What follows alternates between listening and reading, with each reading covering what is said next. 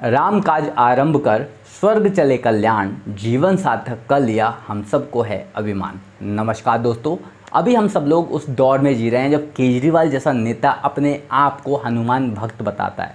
आज हम उस दौर में जी रहे हैं जब केजरीवाल जैसा नेता उत्तराखंड को हिंदुओं के लिए एक आदर्श राज्य बनाने की बात करता है। आज हम उस दौर में जी रहे हैं जब अखिलेश जैसा नेता जो मंदिर ना जाने की, पूजा ना करने की, भगवान में यकीन ना करने की बात करता था, अब सुबह 3 बजे उठकर भजन सुनने की बात करता है। तो वहीं खुद को सच्चा हिंदू बताता है। तो वहीं दूसरी ओर राहुल गांधी जैसे लोग तो कपड़ों के ऊपर जनेऊ पहनकर भी घूमते हैं। मतलब आज हम उस दौर में जी रहे हैं जहाँ कोई भी नेता अपने आप को एक हिंदू बताने में नहीं घबराता, नहीं शर्माता, हिंदुओं को लुभाने की कोशिश में एक कदम भी पीछे नहीं रहना चाहता। पर एक वो दौर भी था जब कोई भी नेता अपने आप को हिंदुओं से दूर रखता था। अगर किसी ने अपने आप को हिंदू नेता या हिंदुओं का हिमायती बनाने की कोशिश की तो समझो उसकी गद्दी गई, उसको वोट नहीं मिलने। वो दौर था जब हर कोई सिर्फ और सिर्फ मुसलमानों को लुभाने की कोशिश करते थे, उनका ही भला सोचा करते थे। उसी दौर में एक नेता हुआ जिसने हिंदुओं के लिए खुलकर बात की, जिसने राम मंदिर को बनवाने के लिए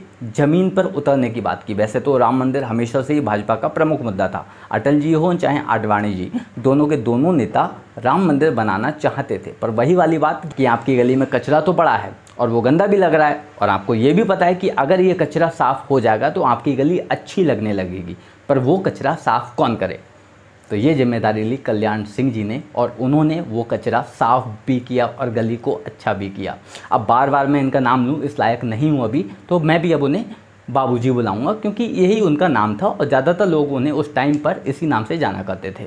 तो 1991 में बाबूजी यूपी के सीएम बने। सीएम बनते ही सबसे पहले वो अयोध्या गए और वहाँ जाकर उन्होंने राम मंदिर बनाने का वादा किया।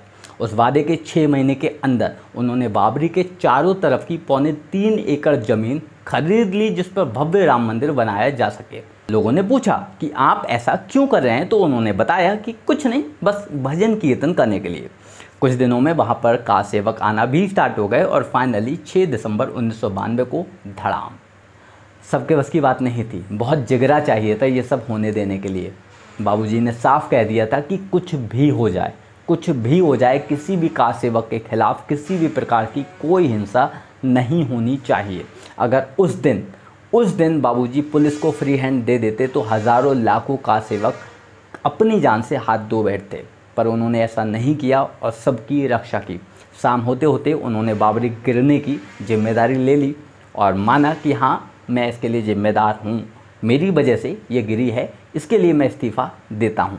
एक बात यहाँ पर नोट करने वाली थी कि जिम्मेदारी तो उन्होंने ली कि हाँ, बाबरी मस्जिद को बचाने की जिम्मेदारी मेरी थी, पर इसके लिए मुझे अफसोस जरा भी नहीं है, मुझे दुख जरा भी नहीं है, गिलानी मुझे जरा भी नहीं है। इसे गिरनी थी, गिर गई। ये कहते हुए उन्होंने सीएम की पोस्ट से इस्तीफ़ा दे दिया। अब उनका इसमें क्या रोल था मुझे बताने की ज़रूरत नहीं है। बहुत नेता देखे हैं मैंने, बहुत सारे जो पोस्ट मिलने के बाद, पद मिलने के बाद, जिन्हें लोग पहचानना स्टार्ट करते हैं, जिनका नाम वो पोस्ट मिलने के बाद होता है। ये पहले नेता थे जो इस्तीफ़ा देने के बाद अमर हो गए। ऐसे चिरंजीवी नेता को मेरा शत शत नमन। बाबूजी के कद का अंदाज़ा आप इस बात से भी लगा सकते हो कि आज अमित शाह, योगी जी से लेकर मोदी जी, सारे के सारे बड़े नेता दुखी हैं। यूपी में 3 दिन का राष्ट्रीय शोक है। सही मायनों में मैं बताऊं तो कल्याण सिंह जी उर्फ बाबूजी सिर्फ यूपी नहीं, पूरे हिंदुस्तान के नेता थे। हिंदुओं के लिए अगर किसी ने ज़मीन पर उतर कर काम किया, राम मंदिर के लिए अगर किसी ने ज़मीन पर उतर कर काम किया, तो वो थे हमारे बाबूजी। आज ये जो बसाती मेढक भगवा कपड़े पहनकर, चाहे ओवैसी हो, चाहे अखिलेश यादव हो, चाहे राहुल गांधी हो, कोई भी हो, ये जो घूम रहे हैं, ये सिर्फ और सिर्फ उस डर की वजह से कि ताकि कोई दूसरा कल्याण सिंह पैदा ना हो जाए। आज वो जहाँ भी हैं, भगवान उनको अपने श्री चरणों में जगह दे। इसी के साथ मैं वीडियो समाप्त करता हूँ। ओम शांति।